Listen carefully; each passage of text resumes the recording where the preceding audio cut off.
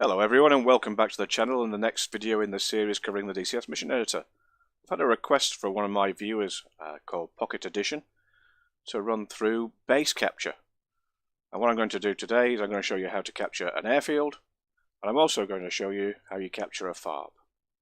So let me run through that with you now and how I basically set it up. Right, let's start with the airfield capture to start off with. And the first step was to make sure that Bandar was a coalition red airfield just by selecting red. What I then did was place 2 BTR units at the end of the runway for the red coalition.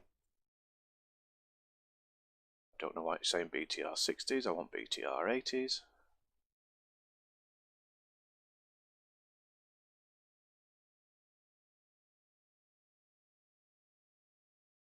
Like that. So that's 2 red BTR 80s at the end of the runway.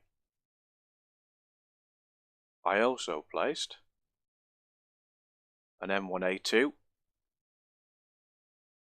outside this circular perimeter of the airfield, and I'll explain that in more detail a little bit later. I then gave it a waypoint inside the perimeter, and that's how I set up the base capture for Bandar. Very, very simplified. Yours would be a lot more detailed, but I just wanted to keep it simple and straightforward just to show you how it functioned. What I've also done at the same time is showing you how it can be set up for capturing a FARP, and I've placed a blue FARP here. I actually put in 2 M2A2 Bradleys, and again a Soviet tank this time. I put in a T-72 down here. So effectively what's going to happen is both tanks will attack the respective targets.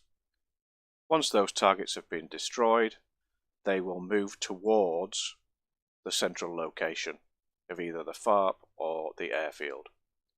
And at that stage, because there are no red units alive or blue units alive, the FARP and the airfield will become captured via triggers that I'll show you in the set triggers area. So let's run through that now.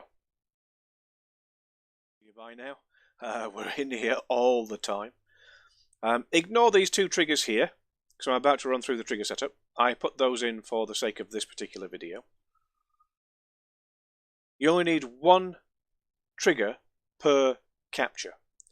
So here's the Airbase capture trigger and here's the FARP capture trigger. So that's all it takes, just 2 triggers. So let's have a look at the first one where we wanted to capture the airbase.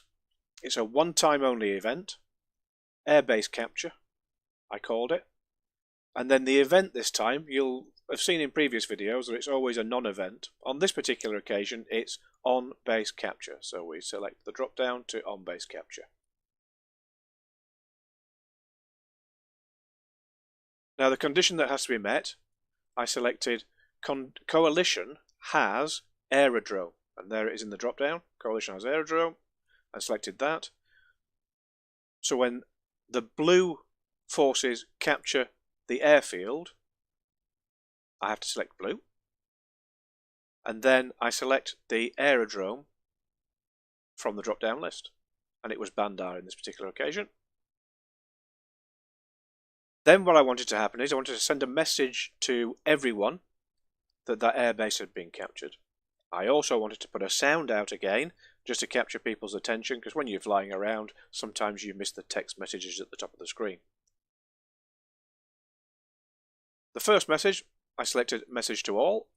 I then typed in Bandar airbase is now under blue 4 control and stipulated that that was going to be there for 10 seconds. I also added a sound out to all, and it was a simple radio click just to capture their attention, like I said, and it sounds like this. And that's it. That's the capture aerodrome trigger set up. Very, very similar now for the FARP trigger, for when the red forces capture the FARP here. Let's go into that. Again, a one-time only event. yes, you could set these to switch conditions. So if it goes backwards and forwards, if blue capture it and then red capture it, you could do it that way. Or if red recaptures it or blue recaptures it, the choices are nigh on infinite, but it's up to you guys anyway. Basically what I called it was FARP capture, and again the same event on base captured was selected. This time round in here, instead of selecting aerodrome, I selected coalition has helipad. I then said if the red forces have the helipad and selected them, and then I put in the name of the FARP that they were going to capture, which is FARP Felix. Again, the same as the airfield situation, I put in a text message, and I'm going to change that to red 4. The blue 4 FARP is now under red 4 control. That's what was confusing me. Hell's teeth. So yes, I put that message in and it's out for 10 seconds. And again, the same radio click just to capture people's attention. And that's it. That's how simple it is. So what's going to happen now is, let's take the blue 4 capturing the airbase first. This tank will engage these units of its own accord. I didn't have to set anything up. It will attack red 4 units. Once those red 4 units have been destroyed, he will then make his way into this sector that surrounds the airfield. And once he does, that's this airfield captured. Similar situation for the FARP. The red tank will engage the blue forces on the FARP. Once they are destroyed, he will then move in to the zone, which you can't see because it's not visible for FARPs. But what I tend to do, and I'll show you here, I'll pull up the trigger zone, because I put it in a trigger zone so it gives me an idea of what I'm working with. And I set that trigger zone to 6,500 feet, which is the same size as an airfield diameter here. I then hide that, because I don't want to see it. And that's it. Job's done.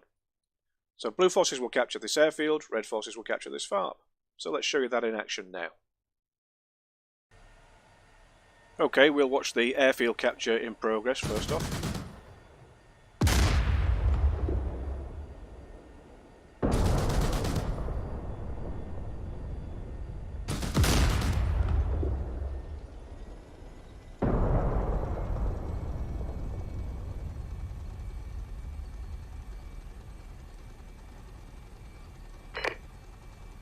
And there we go. The airbase is now under blue control. And I can show you that. I'll just pause it. Go to F10. And if I now click on Bandar Airfield here, it now says it's a blue coalition airfield because it's been captured. So let's now go and watch the FARP capture. He's already attacked the FARP, as you can see the smoke in the background. And as soon as he gets into the zone, he will have captured the FARP.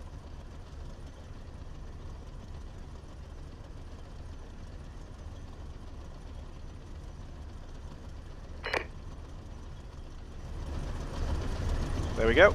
Blue 4 FARP is now under red 4 control. So I'll pause it there. We'll go to the F10 menu. And you can see that the FARP symbol has now turned red from blue.